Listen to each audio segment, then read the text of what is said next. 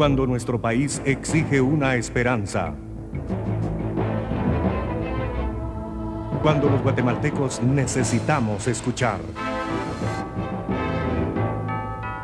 Cuando el encuentro con la realidad es nuestra única verdad. Cuando Guatemala demanda un mejor futuro. Libre encuentro, cuando la verdad se hace escuchar.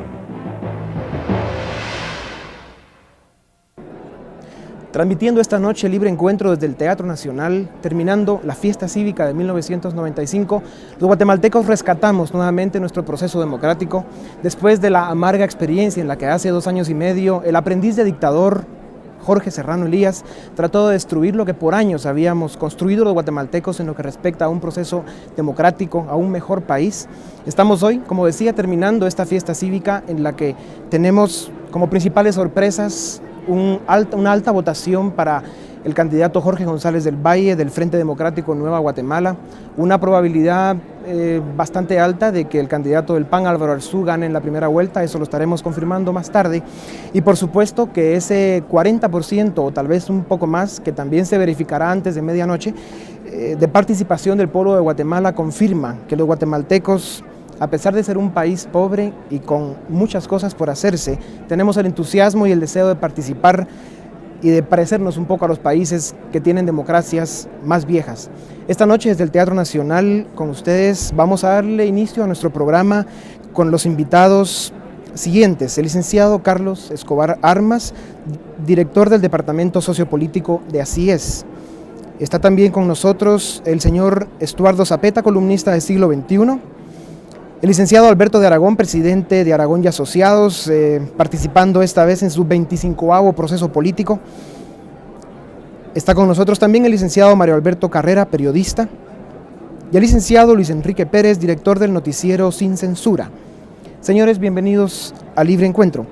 Licenciado de Aragón, usted lleva ya 25 años probablemente de estar haciendo ejercicios estadísticos previo a los procesos electorales, y este es uno más. ¿Cuál es su opinión sobre los resultados que estamos conociendo?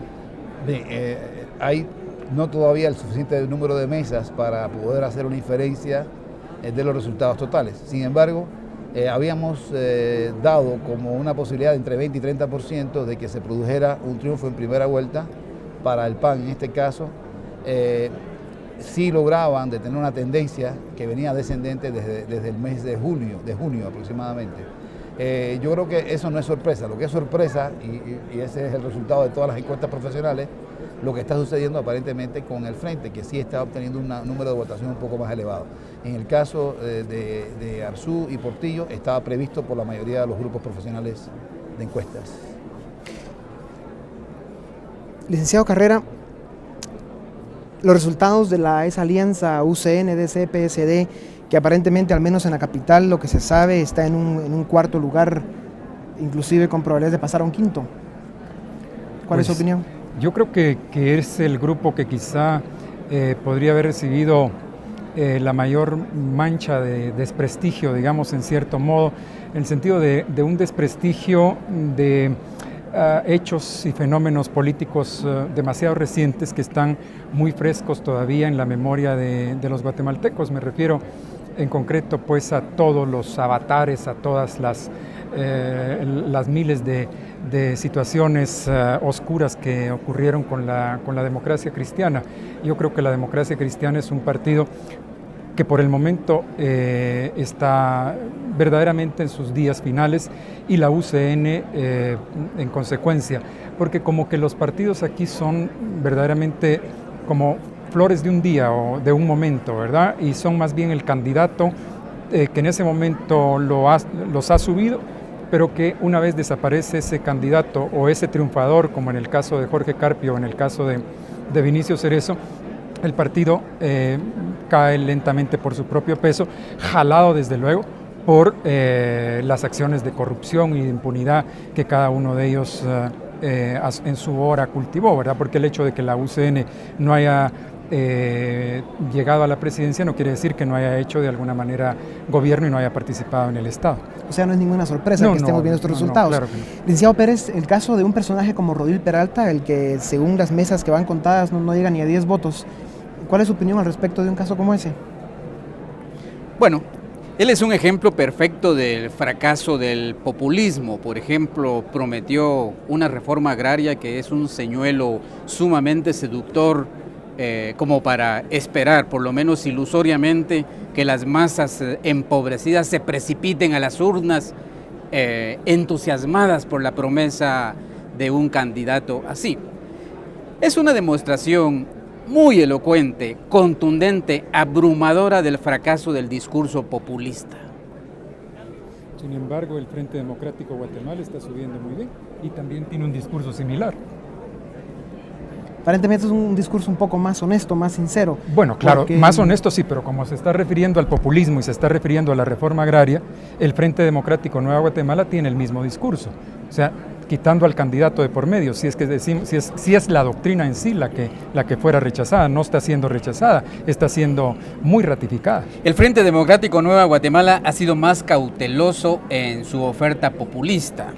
Muy cauteloso, por supuesto, porque no quiere generar conflicto entre los que sufrirían, por cierto, el despojo implícito en una reforma agraria. El caso de Rodil Peralta es muy distinto porque, resentido por un supuesto ataque de la oligarquía guatemalteca, responde con una agresividad realmente violenta, con una promesa tan demagógica como fraudulenta de reforma agraria. Sin embargo, yo guardo de recortes de Prensa Libre, donde el licenciado González del Valle del Frente Democrático habla en concreto de la necesidad de la reforma agraria y de que él la implementaría. O sea, yo creo que es cuestión de personas o personajes, no de posiciones ni de ideologías. Lo que es cierto es de que el licenciado González del Valle nunca ha planteado una reforma agraria expropiatoria, de tierras cultivadas eficientemente, sino es un poco disfrazada. Es más cauteloso y también ese populismo va a fracasar, lo veremos en las cifras que conoceremos en las próximas horas. Sí, de hecho el Frente Democrático Nueva Guatemala está alcanzando más o menos un 10% de la votación, lo cual es muy importante. Vendría quedando en tercer lugar. Así es. Y en todo caso, tal vez el periodista Zapeta nos podría contar un poco sobre ese fenómeno. El Frente Democrático Nueva Guatemala, desde su inicio, trató de aglomerar a grupos populares, grupos sindicales, campesinos, etcétera, y al final pues sí logró una serie de grupos muy importantes, muy representativos de la población guatemalteca y está alcanzando ese 10%. ¿Qué perspectiva le ve usted a ese grupo ya participando activamente en el nuevo gobierno? Yo bueno, en primer lugar, buenas noches. Yo quiero recordarles a todos algo que se nos ha olvidado en este día, que hoy, además de las elecciones, es también el día del Año Nuevo Maya. Y curiosamente las dos fechas coincidieron. Eso pasa no sé cuántas, creo que es primera vez en la historia de Guatemala que pasa eso y yo lo veo como muy positivo. En segundo lugar, su pregunta relacionada al frente, yo creo que la gran presencia del frente no fue tanto el frente como el frente, sino su falsa fachada de indigenismo. Ese es el tema de ahora. Entonces ellos lo han explotado muy bien y el hecho de haber presentado, por ejemplo, a un candidato vicepresidencial indígena en el altiplano funcionó muy bien.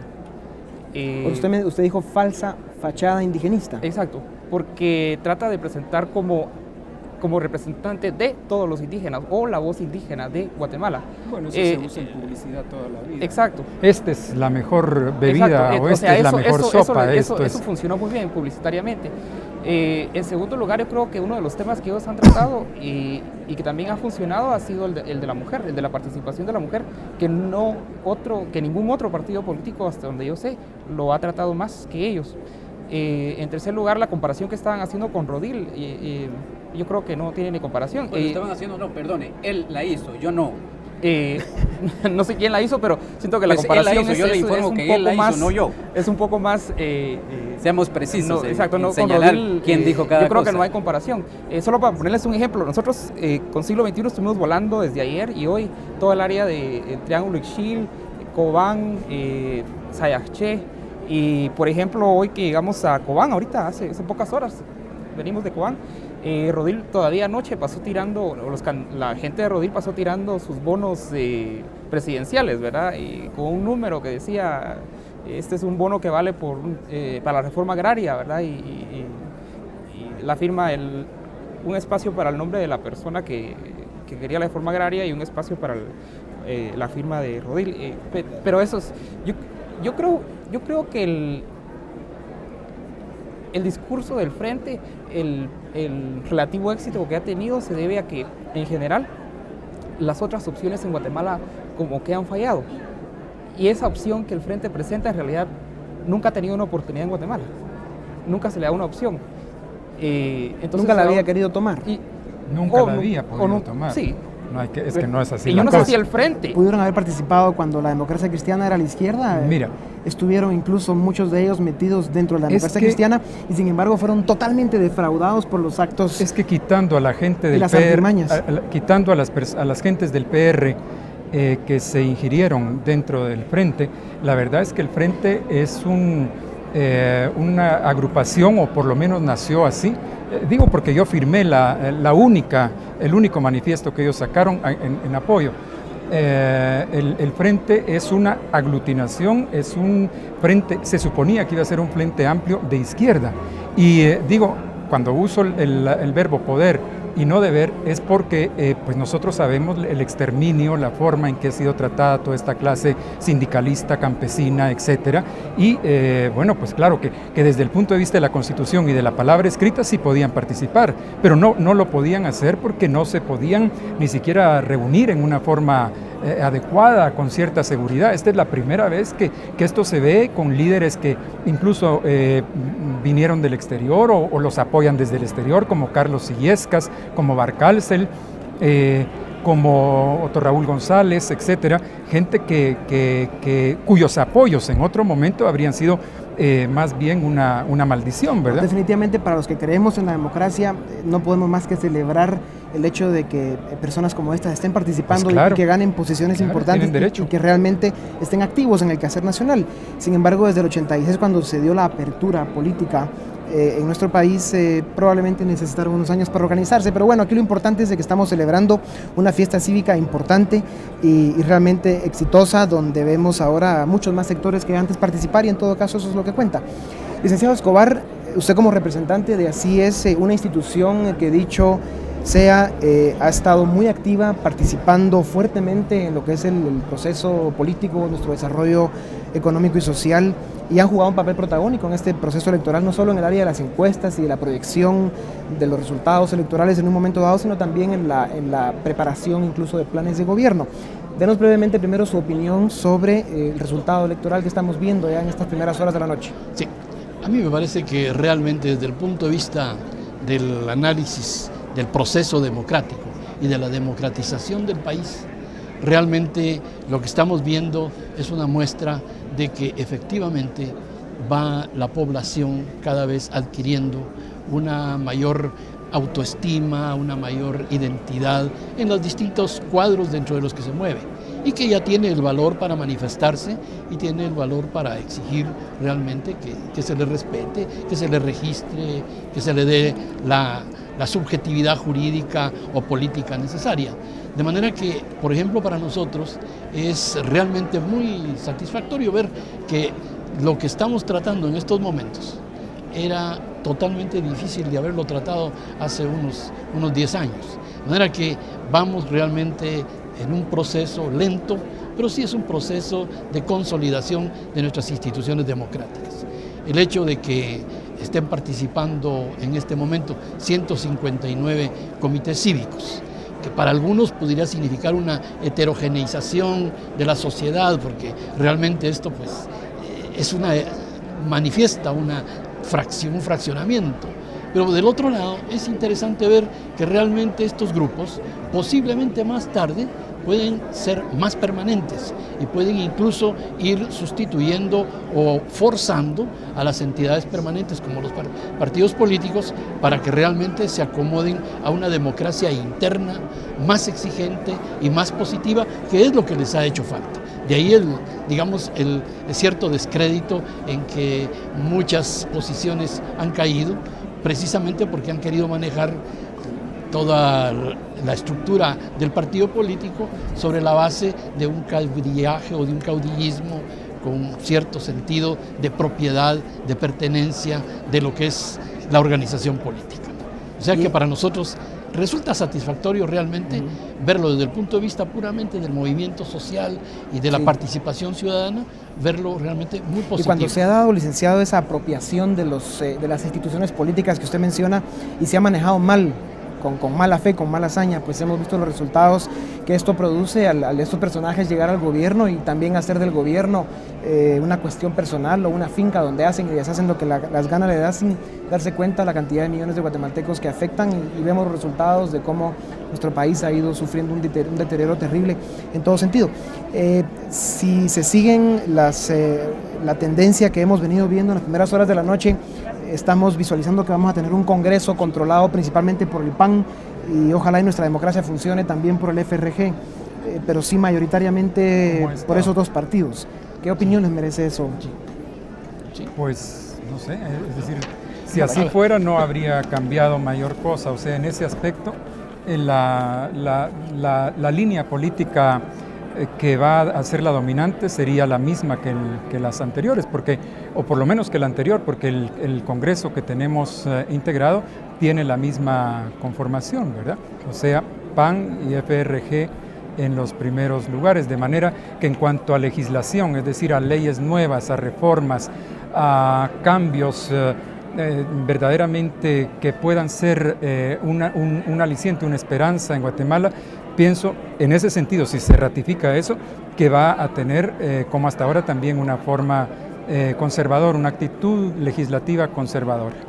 Y peligraría muchísimo toda esta cuestión del convenio 169, peligraría mucho también la ratificación por parte del Congreso de los acuerdos de paz, sobre todo el acuerdo sobre identidad y derecho de los pueblos indígenas, a los que estos dos partidos ya tenemos rato de estar viendo que o tratan con desdén o engavetan en una forma muy elegante. Algo ahí.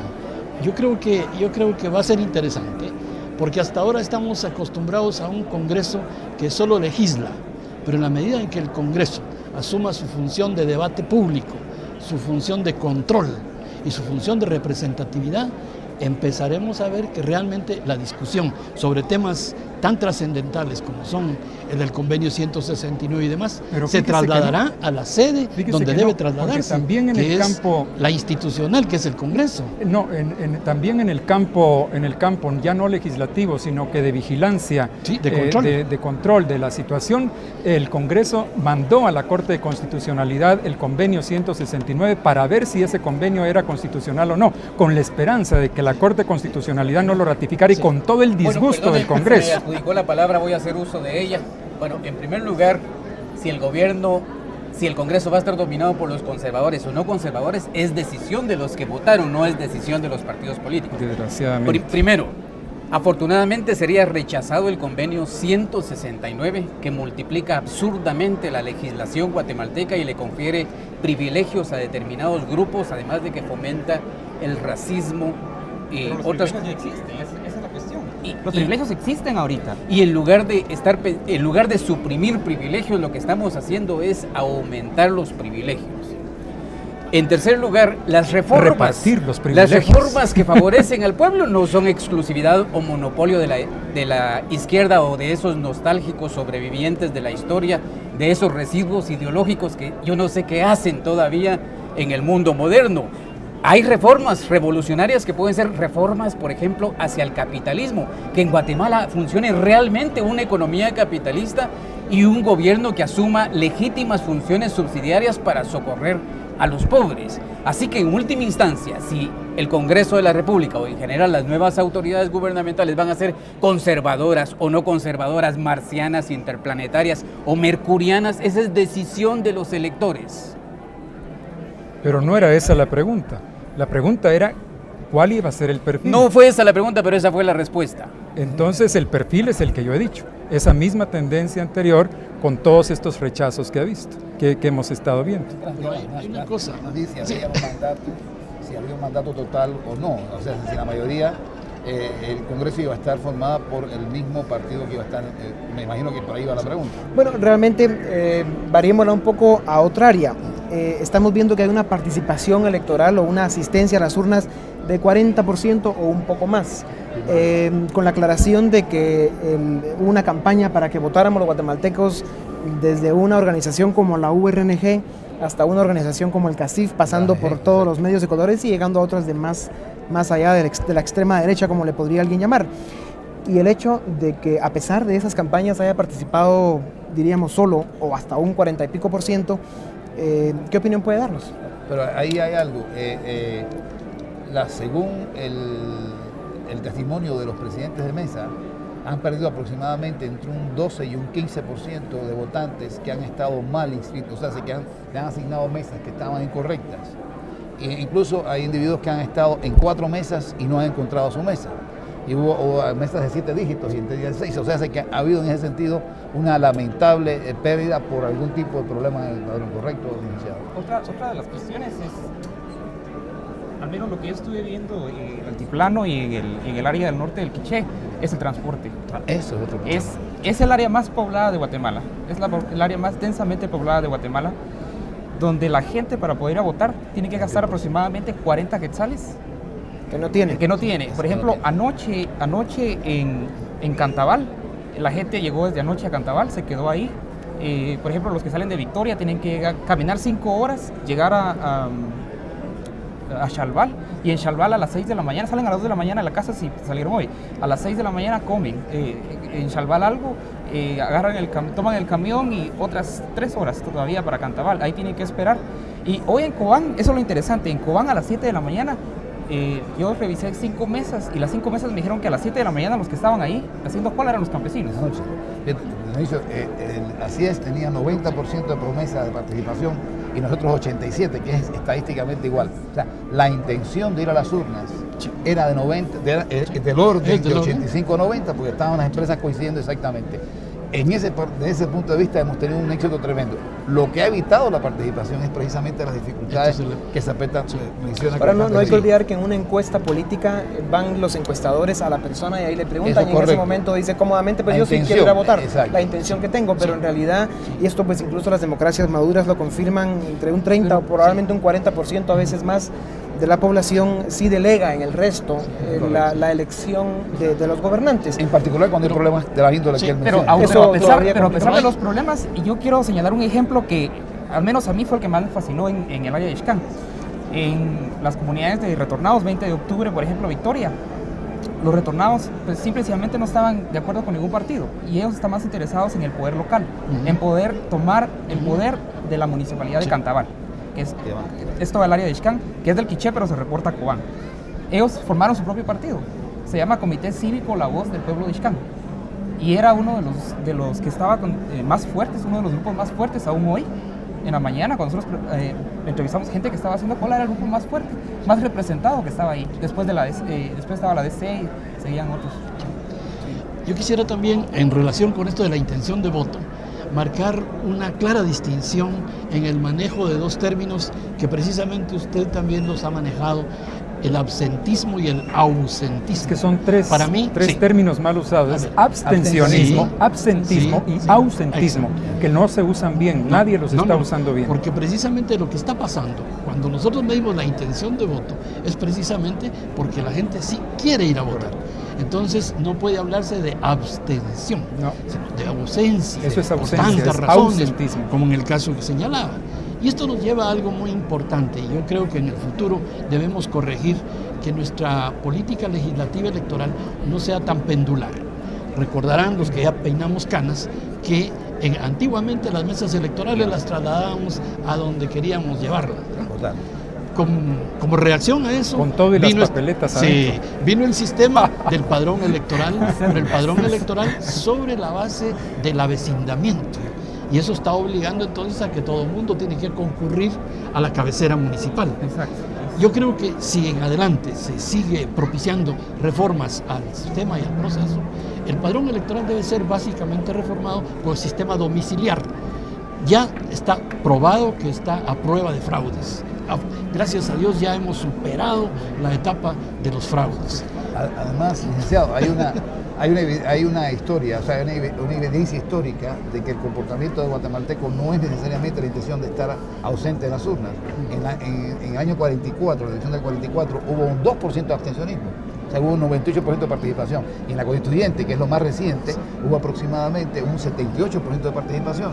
Quiere decir que ha habido desilusiones posteriores que han hecho modificar el comportamiento. Y perdón, en las dos últimas elecciones, que son las comparables con esta, si sumamos las dos primeras vueltas y buscamos una mediana, hubo una participación de 62.5%, lo cual confirma lo que está diciendo. Cuando aquellos todavía estaban yendo a buscar el votante tiene que ir a buscar las mesas ahora y eso reduce la participación. Aquí en el Teatro Nacional, donde está la sede central del Tribunal Supremo Electoral, veníamos escuchando hace unos momentos que en el caso de la alcaldía capitalina se le está proyectando arriba de un 60% al candidato del PAN, Oscar Berger.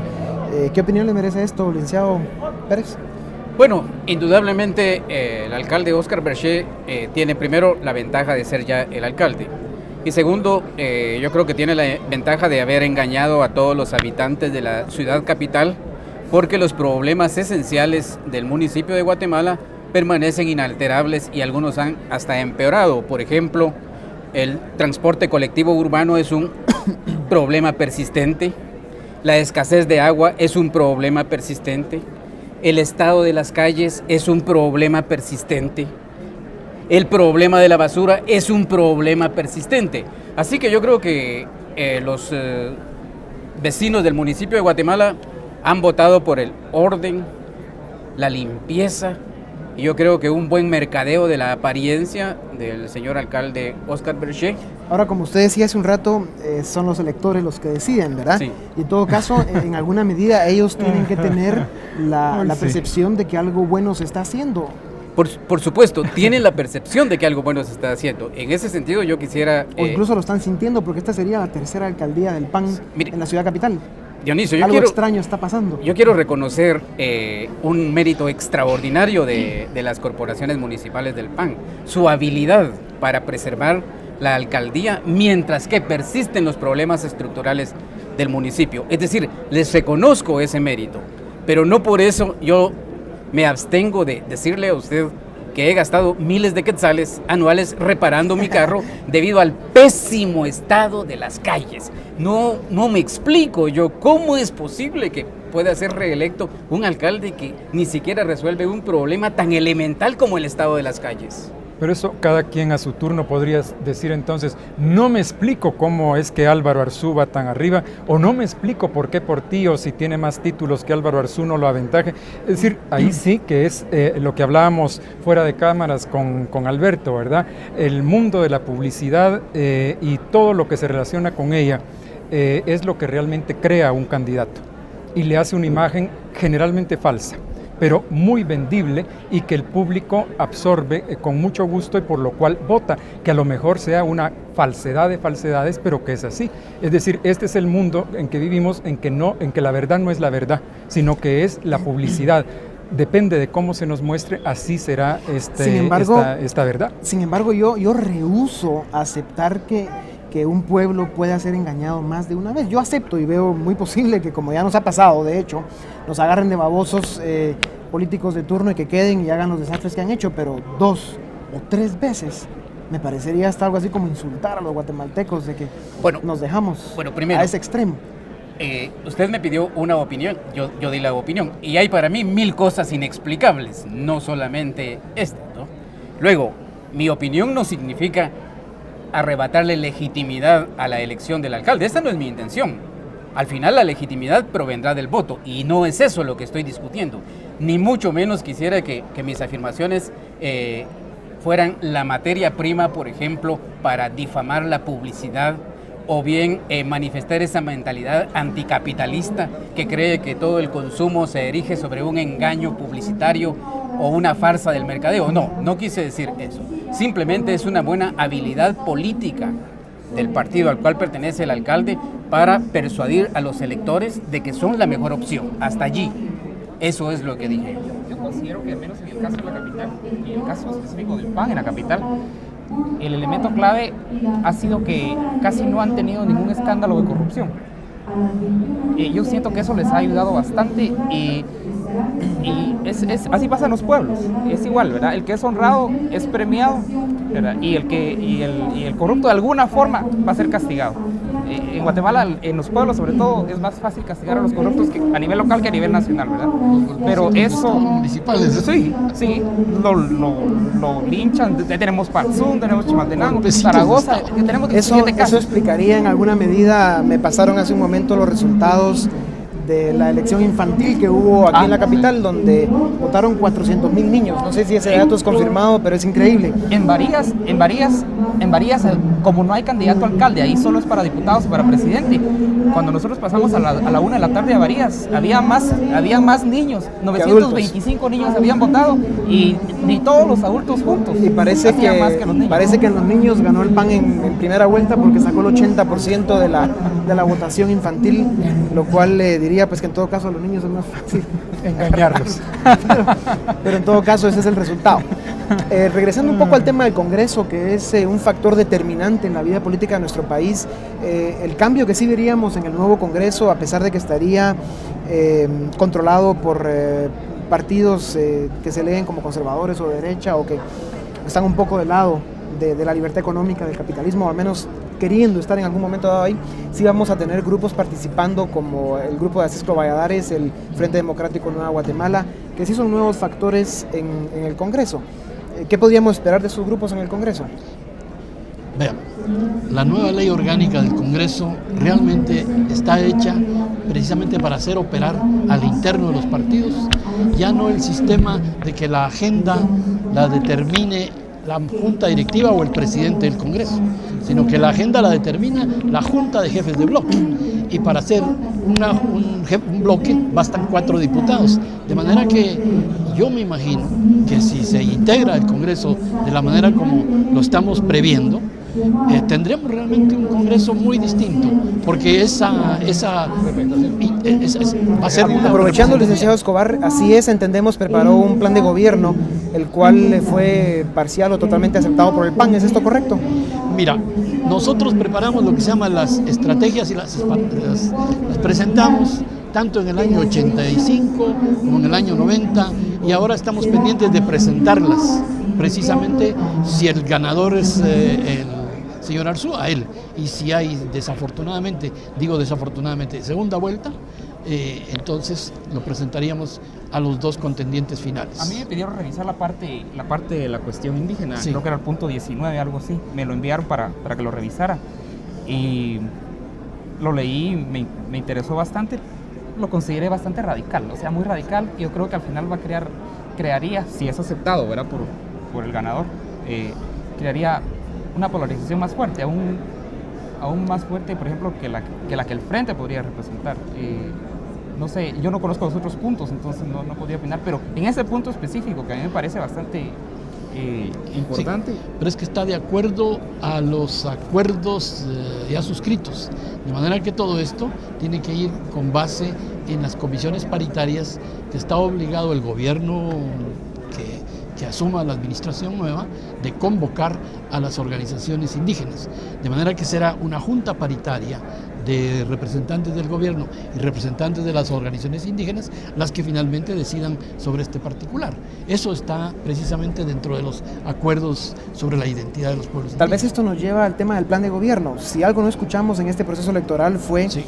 Un plan de gobierno donde se especificara concretamente cuáles son las medidas o los pasos que tomaría cualquiera de los grupos políticos. ¿Qué opinión le merece esto y qué podríamos esperar ya sea del ganador, que simplemente no haya un plan de gobierno realmente o que vayan a sacar uno bajo la manga?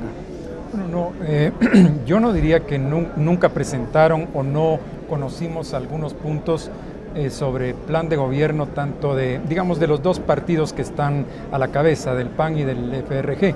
Lo que no hay es puntualizaciones, o sea, por ejemplo, Siglo XXI hizo 2 o 3 encuestas donde yo señalé en mi columna, aún siendo del mismo periódico, que los factores de cultura, de educación y salud no estaban cubiertos, pero mediante los periódicos, la radio, la televisión, sí hemos podido darnos cuenta más o menos cuál sería el plan de gobierno o cuáles serían más o menos los proyectos de gobierno que se pueden dar. También en Prensa Libre estuvieron sacando, y muy ilustrativamente, todo lo que los candidatos pensaban en determinadas áreas. O sea, no ignoramos, el público en general no ignora cuáles son más o menos los planes de gobierno, ni tampoco los partidos dejaron de darlos. Lo que sí es cierto es que aparte del Frente Democrático Nueva Guatemala, no le estoy haciendo la propaganda, no, mucho menos. Que no. El Frente Democrático Nueva Guatemala sí sacó y nos llegó a todos en un folleto bastante grueso sobre lo que era su plan de gobierno. Ahora, ¿qué es lo que se puede esperar? Ya se sabe, es siempre toda esta retórica, esa retórica bofa que dicen todos los políticos cuando les preguntan sobre seguridad. Vamos a acabar con el crimen y con los robos y con no sé qué y con no sé cuánto. La policía todos tienen más o menos un mismo tono y un mismo discurso que una vez en otro libre encuentro llamamos que eran discursos o retóricas de plástico, ¿verdad?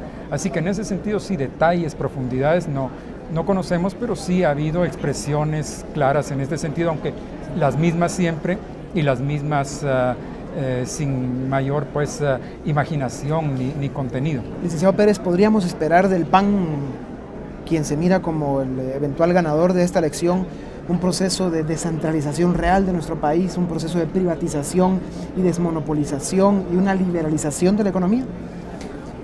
Bueno, por partes. Mira, descentralización. Yo creo que cualquier gobierno va a tener que proceder a la descentralización, porque tenemos que entender también que el político, como cualquier ser humano, busca su propio interés y quiere hacer negocio y de alguna manera tiene que dar un beneficio para seguirse beneficiando de las ventajas que inevitablemente confiere el poder político. Tendrá que descentralizar, devolverle a la gente en bienes y servicios públicos los impuestos que paga, no solo en la capital, sino en el resto del país, es, quiero decir, conveniente políticamente, además de que es socialmente también conveniente. Privatización. El PAN se ha abstenido muy cuidadosamente de definirse al respecto y se ha manifestado más en favor de la desmonopolización. Pero eso ocurre con todos los candidatos, incluyendo al del Frente Democrático Nueva Guatemala. Es decir, hay que desmonopolizar. Eso es también, yo creo que otra convicción casi universal en una sociedad moderna. Indiscutiblemente, los monopolios estatales con su intrínseca y tradicional ineficiencia no podrán contribuir a que el país sobreviva en una economía mundial crecientemente competitiva. En este sentido, creo, Dionisio, que de alguna manera el partido que llegue, aún cuando fuera quizá uno de los partidos, debo reconocerlo, más definidos doctrinariamente, el Frente Democrático Nueva Guatemala, aún un partido así tendría que aproximarse más de lo que él mismo quisiera a una economía de mercado, a una desregulación y a un reforzamiento de la función subsidiaria del gobierno, más bien que de su función interventora en la economía. Es que eso lo tiene que cumplir cualquiera constitucionalmente. La constitución del país es descentralizadora. Sí, y lo es desde la época de Vinicio y nadie lo ha hecho. Por eso digo que el Congreso tendrá o sea, la descentralización es un tema que se viene hablando desde hace 10 o 15 años. Lo que ocurre es que se puede teorizar sobre el asunto, pero tiene que tener ciertas bases sociales, económicas e históricas que hay que ir colocando para que la descentralización ocurra. Si no hay esto, pues se queda simplemente otra vez en una retórica, porque no es así nomás de decir, bueno, entonces toda la cultura, toda la acción cultural, por ejemplo, o toda la acción educativa la vamos a descentralizar y la vamos a hacer y a diseñar de acuerdo con las necesidades, los intereses, las etnias, las configuraciones culturales de cada comunidad. Eso tiene que tener toda una base social, cultural y económica y sobre todo un apoyo financiero enorme. O sea, yo vengo oyendo la danza y el canto de la descentralización desde hace 15 años, pero nadie la puede realizar porque nadie pone las condiciones históricas. O sea, del aire no se hacen las cosas. Yo siento que el problema, que es necesario descentralizar, yo creo que hasta el Frente está de acuerdo, como usted dijo, ¿verdad? En principio, en teoría, todo el mundo está de acuerdo en realizar el plan de trabajo, o sea, la metodología, el decir cómo. es donde todos se quedan callados, porque eso va a necesitar cirugía mayor para ese país, y eso nadie se va a atrever, al menos de los que yo veo en el PAN y en el Frente, que van a ser creo los mayoritarios, ni he escuchado el cómo, o sea, no nos han ni ilusionado. Cuando se creó el Ministerio de Cultura, fue una de las polémicas más grandes. Esto fue hace muchísimos años. Yo no sé quiénes de los que están aquí presentes ya tenían una columna en el periódico. Yo desde luego sí. Y se discutió muchísimo la necesidad o no necesidad de un Ministerio de Cultura. ¿Por qué? Porque se hablaba entonces ya de descentralización y se hablaba de una cultura elitista y de una cultura nacional, y cómo se iban a hacer estos diseños y estos planes para el interior del país, es decir, qué sentido podría tener lo que se diseñara para el departamento de Guatemala en un área como el Quiché, ¿verdad?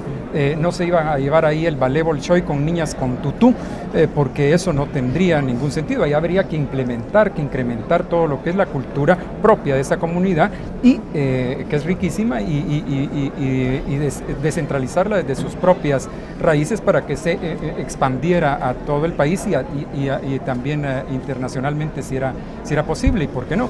Pero nunca se ha podido hacer, porque el Ministerio de Cultura es para mí el ejemplo más claro de lo que decía el señor Zapeta, y es que no hay, nunca ha habido quien diga cómo se va a descentralizar la cultura, o sea, las políticas culturales de este país, ni quien tenga claro qué es una política cultural para Guatemala, porque no hay un divorcio, hay una escisión, hay un montón de retazos que no se integran. Y eso ese es el gran problema de la centralización y de la descentralización. Digamos, en el aspecto puramente de la estructura del Estado, en la medida en que fortalezcamos el gobierno municipal, y para eso un reforzamiento del cabildo abierto, que es una forma en la cual, sí, y en la medida en que reforcemos el poder del gobernador, o sea, el poder departamental, eso va a ser básico, para que entonces la descentralización efectivamente tenga institucionalidad y tenga entonces responsables. Sí, creo que Mario Alberto planteaba algo muy interesante al respecto. Mire, yo creo que está la identificación de los fines. Por ejemplo, todos queremos, creo que lo mejor. Allí no hay discusión. Después de la identificación de los fines está la elección de los medios más idóneos para conseguir los fines. Allí podrían haber discrepancias. Y yo creo que hasta capitalistas y marxistas coinciden en los fines, pero discrepan en los medios. Luego está el proceso de la acción humana, que hace uso de los medios para llegar a los fines. Y ha fallado la elección de los medios, creo yo, y la acción. Es decir, el Estado con su administración tan deficiente, tan ineficiente, tan ineficaz, es capaz de estropear las mejores ideas. Y en ese sentido no es suficiente tener la intención de descentralizar en el sentido de perseguir una finalidad. No, ¿cómo se va a hacer? ¿Quién lo va a hacer? ¿Quién ejercerá la presión para la eficiencia? ¿Cuáles son los mecanismos de que dispone la sociedad para ejercer presión sobre las autoridades públicas para que cumplan realmente con ejecutar eficientemente las acciones que van a conducir a los fines? Pero yo apoyo yo creo que ya ha sido propuesta de la CIES, entiendo yo. Ahorita Frederick Chever acaba de sacar un libro que se llama del poder de las organizaciones locales al poder local, que es sobre el cambio de los digamos, ONGs a nivel local y de cómo se han convertido en comités cívicos y ahora entraron a la competencia esta. Pero nosotros en el Centro de Estudios de la Cultura Maya estamos por publicar un libro que se llama El Orden Jurídico del Pueblo Maya, donde al final entendemos que una de las cosas que hay que tomar en cuenta, usted decía el cabildo y eso derecho consuetudinario indígena, el derecho indígena, pero sobre todo algo que se ha mantenido por siempre, que es la palabra de los cristianos. Eso es una cosa que vamos a tener. Regresando un poco al tema electoral, donde volvemos a insistir aquí desde el Teatro Nacional, que es la sede central del Tribunal Supremo Electoral, seguimos escuchando que el alcalde capitalino está ganando, Óscar Brechet, está ganando nuevamente la elección con un 60% o más, y que el Partido Avanzada Nacional a nivel nacional anda muy cerca del 50% y se confirmará más tarde si se la llevó en primera vuelta. En este sentido, licenciado de Aragón, Usted que ha venido analizando la participación de la población guatemalteca y de otros países, que ha venido analizando esa participación desde hace muchos años, vimos cómo los guatemaltecos participaron cuando ganó Vinicio Cerezo la presidencia, cómo vino en decadencia esa participación cuando ganó Jorge Serrano, el actual presidente Ramiro de León Carpio, que ha sido visto como un presidente de transición, el cual, dicho sea de paso, sale de la presidencia probablemente con un porcentaje de popularidad, podríamos llamarle, más alto que los dos presidentes anteriores que fueron electos democráticamente. El actual fue electo por el Congreso, que después fue depurado, y a pesar de eso sale con un nivel bastante alto y respetable de aceptación.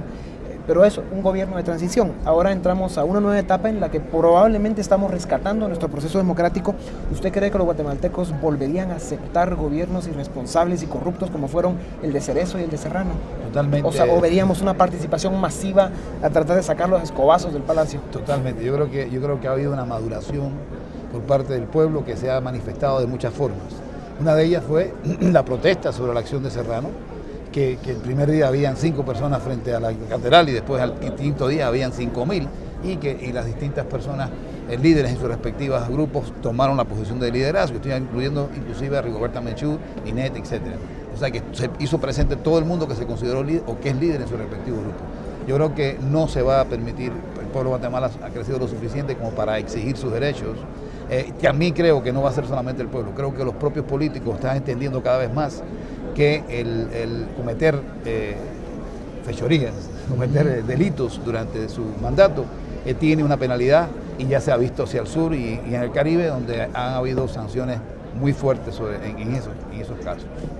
Pero no se ha distinguido el pueblo de Guatemala, y no por falta de iniciativas ni de valor, en lo que pueden ser este tipo de protestas. El asunto de Serrano y las protestas que hubo fueron muy manipuladas, y no podría calificarse realmente de que esto pudiera ser una cuestión popular y que es el pueblo el que va a protestar. ¿Pero querría decir esto que el pueblo guatemalteco estaba de acuerdo con lo que hizo Serrano? El pueblo de Guatemala es una generalidad que no podemos calificar. La verdad es que a partir pues, de los índices estos tan altos que hablábamos hace un rato de analfabetismo y de miseria, que ya van más arriba del 90% en cuanto a la situación de miseria de Guatemala. Que son otros índices muy manipulados también, ¿verdad? Pero a lo que quiero referirme es que solo un pueblo que tiene realmente una serie de elementos de conciencia, de formación, puede realmente asumir o tomar estas actitudes de protesta. La verdad es que hay, digamos, lo que hemos vivido en la sociedad guatemalteca es una sociedad militarizada y de represión, y no una sociedad en la cual haya una expresión constante de libertad. Yo diría que si volviera a pasar una cuestión de estas, a lo mejor el pueblo no tiene los medios, ni siquiera se entera bien, porque cuántos leen periódicos de lo que está ocurriendo en las interioridades de un gobierno. Es bastante pasivo, es bastante paciente el pueblo de Guatemala en esta situación. Pero lo que sí es un hecho es que Serrano cayó, y no cayó porque los militares lo quisieran quitar, sino hubo una participación de los que participan, yo diría en la cual empujaron realmente que cayera el dictador. Que los militares le dieron a entender a esta instancia de consenso que estaban dispuestos a cambiarlo, y entonces ya hubo una especie como de integración, pero solo el pueblo, por sus propias pistoleras, por su propia iniciativa, con su propio valor, es que no tiene ni capacidad de organización. Sí, eso es cierto, sin embargo... No tiene capacidad de organización. Había una medición, y creo que coincidimos una vez más con así es. Serrano logró por primera vez, por lo menos en 15 años que estamos midiendo el estado anímico poblacional, logró por primera vez estamos mejor. Logró 52% del pueblo diciendo que estamos mejor cuando él subió. Pero ese estamos mejor empezó a descender muy rápido.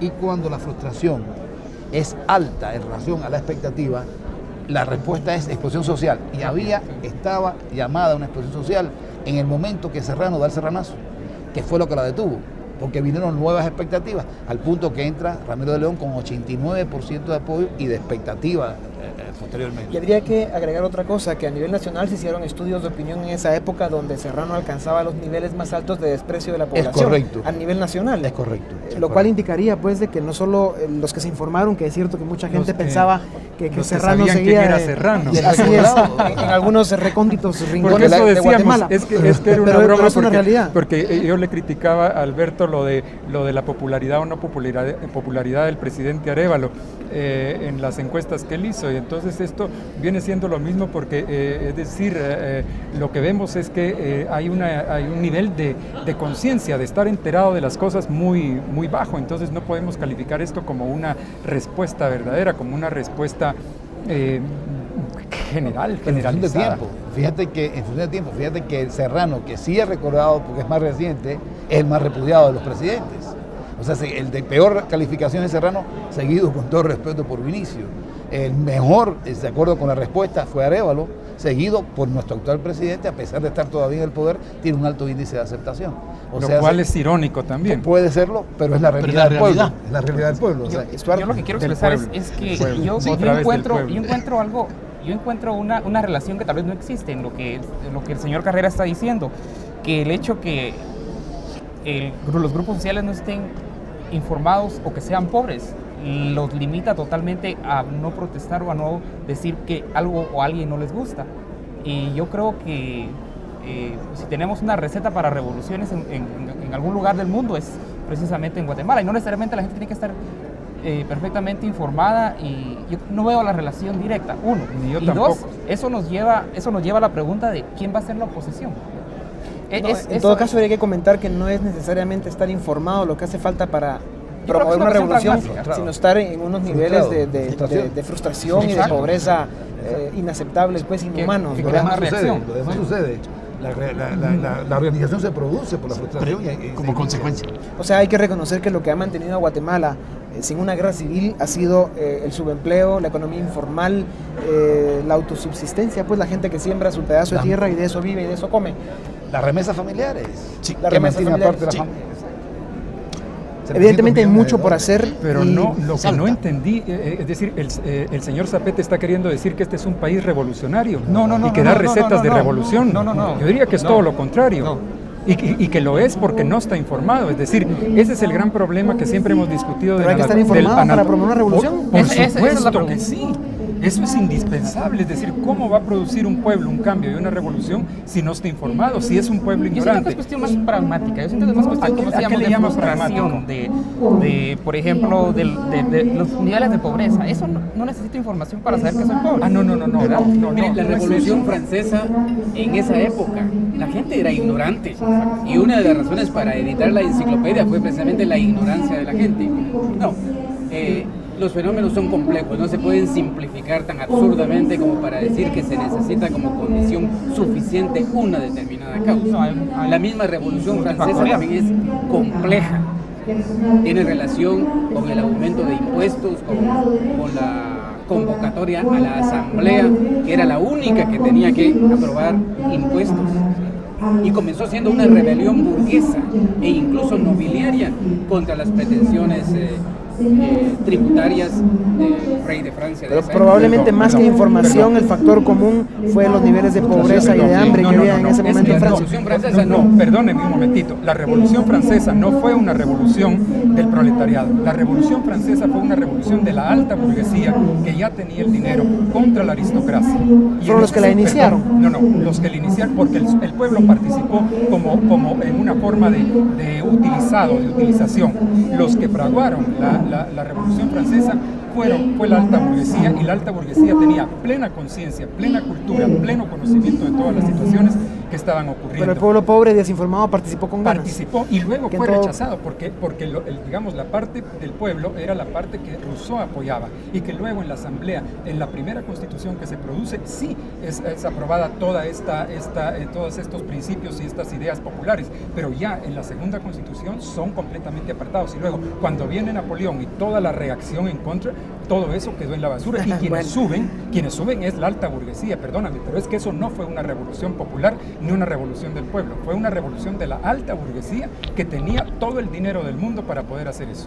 Sí. Quizá no el poder, pero el dinero. Sí. Bueno, yo lo que he interpretado es que esa revolución triunfó porque participó el pueblo, que en todo caso es lo que cuenta en último caso. Pues los utilizaron, más bien, sí. Probablemente yo no estaba ahí cuando eso sucedió, tal vez aquí Mario Alberto ya estaba regresando a Chapinlandia, entonces... Con la segunda pregunta, es una cosa que a mí me estaba preguntando últimamente, ¿verdad? Independientemente de quién quede, obviamente va a ser el PAN y el FRG, por ahí vamos a estar. Y ya desaparece el resto, no sé si el Frente logra el 4% para principiar, pero la oposición, ¿dónde va a estar? ¿Quién va a ser? ¿Necesitamos o cómo va? Bueno, de hecho, el FRG va a ser el grupo de oposición más fuerte la prensa, al gobierno. La prensa que obviamente va a seguir jugando un papel muy importante. Y los nuevos líderes que considera van a surgir en el Congreso. Correcto. Porque hay mucho nuevo líder que viene en el Congreso. Yo creo que si la prensa se fortaleciera mucho más, es decir, si de verdad hubiera libre emisión del pensamiento, podría haber realmente una buena oposición, un buen señalamiento, una buena crítica. Lo que hace falta es más prensa libre en Guatemala, eso sí que es cierto, más crítica, más de este tipo de programas. Ya tienen como 170,000 ejemplares los muchachones. Pues mira, sí, pero para un pueblo de casi 10 millones de habitantes eso no es significativo. Obviamente. No es significativo. De hecho, la prensa sí ha jugado un papel protagónico en todo el proceso político guatemalteco y sí, dicho sea de paso, ha sido la principal oposición realmente. En cierto modo, sí. La única durante el Serranazo. Sí. Así fue. Sí. Así fue. Aunque no les gusta a los políticos, ¿verdad? Y en realidad es una situación muy difícil para la prensa con el PAN y el FRG al poder. Yo ya lo he escrito y yo siento que, por ejemplo, si el PAN gana en la primera vuelta, va a llegar con un triunfalismo tremendo, hasta, dijera yo, vengativo, por ejemplo, en contra de muchos que simple y sencillamente hemos señalado algunas cosas que están equivocadas. Es mi opinión. Nadie puede ni a nadie hay que dejarse tan poderoso en este país. Pero aquí en el momento en que cualquier grupo que llegue al poder empiece a tratar con actos de venganza o a cometer injusticias o abusos, el pueblo entero se les va a volcar y no durarían ahí 3 meses. Si no, miremos el caso de Serrano. Yo estoy seguro que eso ya en un pueblo como el guatemalteco está hoy en día de harto y de cansado de tanto abuso, de tanta corrupción. Estoy seguro de que no lo vamos a permitir. Se manipulen los medios a nivel de empresa, porque ese es un gran problema. Es decir, los periodistas quizás si estemos, digamos, dispuestos... Negativo por naturaleza, Mario Alberto. No, es el análisis real de las cosas. Los periodistas quizá, muchos estaríamos dispuestos, bueno, no muchos, pero algunos estaríamos dispuestos a continuar en esa actitud crítica, pero lo que es también cierto es que las empresas periodísticas dan o quitan el respaldo y eso es mucho más importante, o sea, el comportamiento de la empresa como tal frente al gobierno, y nosotros tenemos bien tipificados, es decir, los periodistas, los columnistas de crítica, tenemos bien tipificadas a las empresas.